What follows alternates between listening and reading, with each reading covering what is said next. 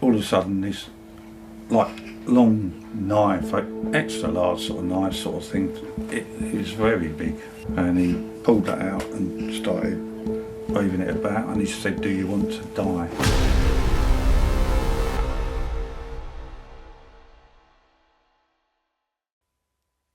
"7:42 p.m, November 1st, 2025. British Transport Police receive a chilling emergency call reporting a violent attacker loose on a train travelling from Doncaster to London King's Cross. Only hours earlier, everything had been completely normal. The train left Doncaster on time, passengers relaxed, unaware of what was waiting for them when the train rolled into Peterborough station at 7:08 p.m. Among the passengers who boarded was 32-year-old Anthony Williams, and he was armed with a knife. Investigators believe this was not a sudden act of violence, but part of a 24-hour spree of knife attacks committed before he ever stepped on board that train. And it began at 7:10 p.m. on Friday, November 1st, when a 14-year-old boy was stabbed in Peterborough city centre. The attacker fled instantly. The child survived, suffering minor wounds, and police began searching nearby streets for the suspect, but they found nothing. But then, a second call came in from nearby Fletton, reporting another knife incident at the ritzy barber shop. It happened just 15 minutes after the boy was stabbed, when a man walked in holding a knife, causing panic inside the shop.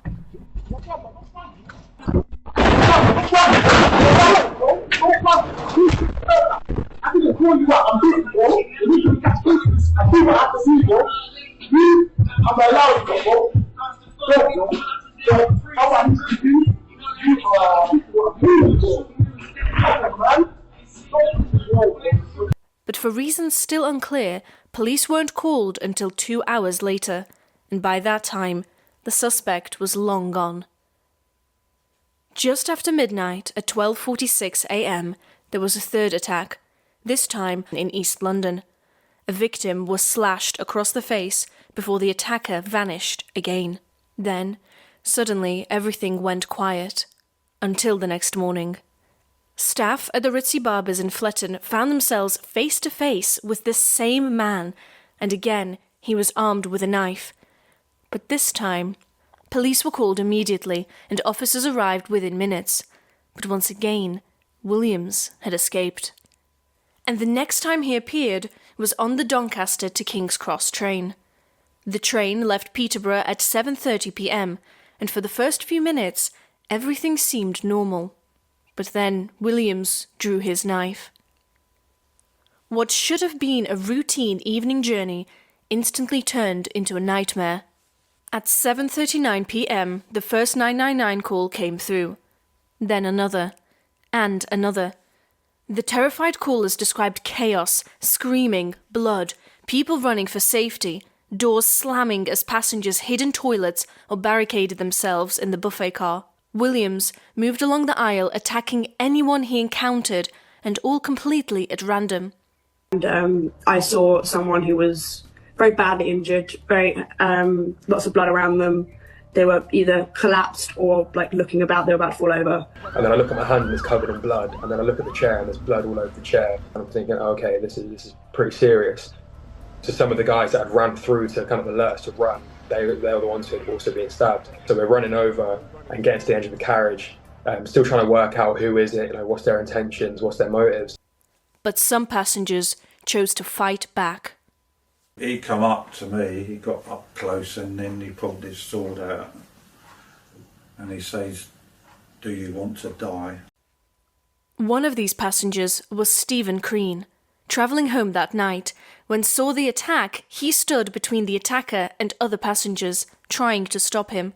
I was sitting down with my back away from the train door, open and close they do as you go through, and a young lady runs through and shouts, "Knife, knife, there's a man with a knife, big knife, there's a man with a knife." And quite a few people ran by then, run past her, there was more, so that's it, I let them go, then I got up and then I see a guy come in, a big guy. So he come up to me, he got up close and then he pulled his sword out and he says, "Do you want to die?" He repeated it. I wanted to make sure that the other people were stayed behind me when they got into that Buffy car, and there was a little door and I was just waiting for that door to click. There were a lot of people in there and they must have all piled in there and then get one or two more in, and then it's ram-packed, so there weren't any room for me to get in there. I didn't have much choice. He was slashed on his fingers, head, torso and arm, with injuries so severe he'll need plastic surgery. Then there was Samir Zathuni, known as Sam, a long-serving member of the train staff for more than 20 years. He confronted Williams, putting himself between the attacker and the terrified passengers, and he was stabbed multiple times. Sam was left with life-threatening injuries, and the last we heard, he remains in a serious condition. Miraculously, despite the brutality of the attack, no one was killed at the scene. But the danger wasn't over, and the train was still moving, so passengers pulled the emergency alarms, and word reached the driver, former Royal Navy veteran Andrew Johnson. He immediately contacted the control room, and police were alerted, and in those crucial seconds, a plan was made that likely saved lives. The control room identified the nearest major station with long platforms, road access for ambulances, space to contain the attacker, and staff ready to help. There was only one clear choice: Huntingdon. Stopping anywhere else, a small station, or worse, on open track, would have meant fatal delays in treating the wounded, or given Williams a chance to escape again.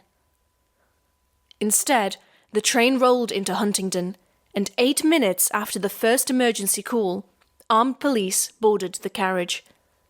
Williams tried to escape, but this time he met armed officers, police dogs, and the full force of a taser.